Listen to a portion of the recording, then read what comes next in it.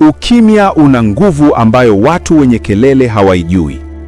Leo nitakuonyesha nguvu 7 za ukimya ambazo ulikuwa huzitambui. 1. Katika ukimya, akili hutulia na roho huanza kuongea.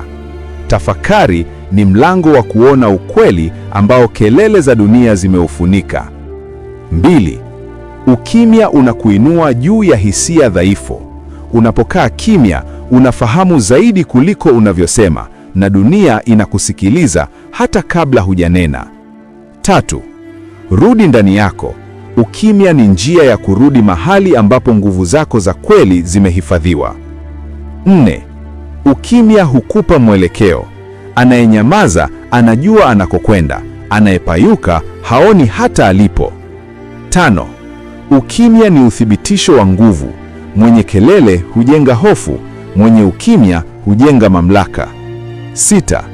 Ukimya una nguvu ya kusafisha mawazo, kurejesha nishati na kukuwezesha kusikia mitetemo ya ulimwengu. Wakati unanyamaza, unakuwa, unajengwa na unakaribia kiwango cha juu cha fahamu ambacho wengi hawafikii.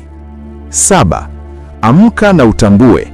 Ukimya sio udhaifu, ni ufunguo wa kuona kitu sekunde moja kabla ya wengine, na hapo ndipo nguvu ya kiroho, kiakili na kimwili huanza.